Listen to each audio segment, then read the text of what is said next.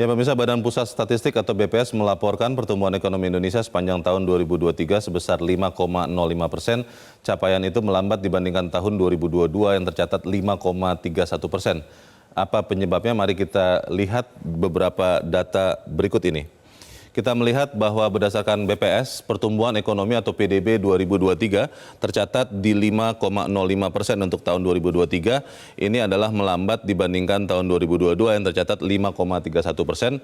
Dan kalau kita saksikan sama-sama, di tahun 2019 sebelum pandemi COVID, angkanya adalah 5,02% dan 5,05 ini juga mendekati keadaan sebelum pandemi COVID. Lalu kalau kita lihat data berikut, kita melihat pertumbuhan apa yang menyumbangkan PDB itu berdasarkan lapangan usaha.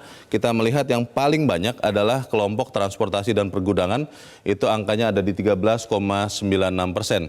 Kalau kita melihat bagaimana kehidupan kita banyak menggunakan juga e-commerce, bagaimana itu kemudian sebetulnya memperbanyak konsumsi transportasi dan pergudangan, ini salah satu penyumbangnya. Lalu yang nomor 2, kita melihat lapangan usaha yang menyumbangkan PDB 2023 adalah pertambangan dan penggalian, angkanya ada di 6,12%.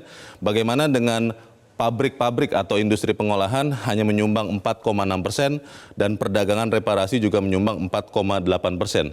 Yang harus diwaspadai oleh kita semua adalah pertanian, itu hanya menyumbang 1,3%. Ini memang adalah sejalan dengan hasil sensus pertanian yang belum lama kita juga rilis, bahwa memang petani kita semakin tidak mau bertani karena sudah berhitung akan merugi dari awal. Lalu kita lihat data berikut. Pertumbuhan berdasarkan pengeluaran. Yang sangat menarik adalah di tahun 2023 tercatat konsumsi LNPRT, tadi sudah kami laporkan, ini adalah lembaga non-profit yang memberikan barang-barangnya gratis, itu adalah penyumbang pertumbuhan berdasarkan pengeluaran tertinggi. Angkanya 9,83%. Ini sebagian besar adalah disumbangkan oleh persiapan pemilu. Mungkin Anda juga mulai menikmati, tanda petik, apa-apa yang didapatkan dari partai-partai yang mengikuti pemilu dan juga calon presiden. Lalu nomor 2 masih tetap disumbangkan oleh konsumsi rumah tangga hampir 5%, tepatnya 4,8%. Sementara konsumsi pemerintah hanya 2,95%. Yang patut diwaspadai juga adalah pembentukan modal tetap bruto atau PMTB, karena ini sebetulnya salah satu indikator bagaimana keyakinan kita semua akan masa depan pertumbuhan ekonomi bangsa kita.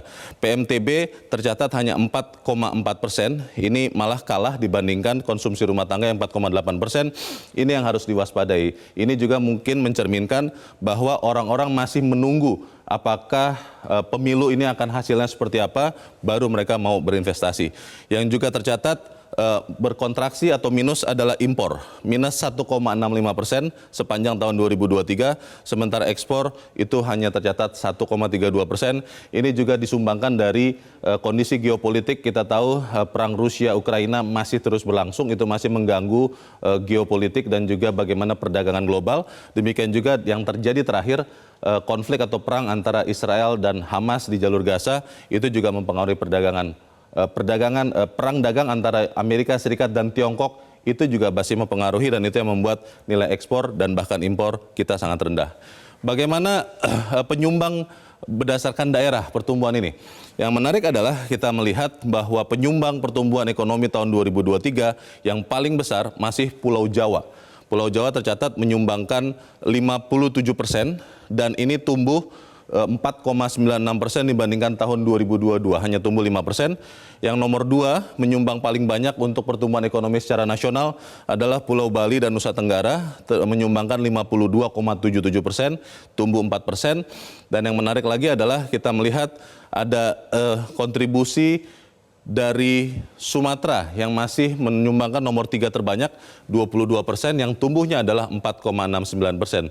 Satu yang menjadi konfirmasi bahwa betul bahwa hilirisasi itu menjadikan pertumbuhan ekonomi meningkat, kita lihat di Sulawesi dan Maluku. Kita melihat Sulawesi kontribusinya terhadap pertumbuhan ekonomi nasional memang hanya 7%, tetapi pertumbuhannya dibandingkan tahun lalu naik 6,4%.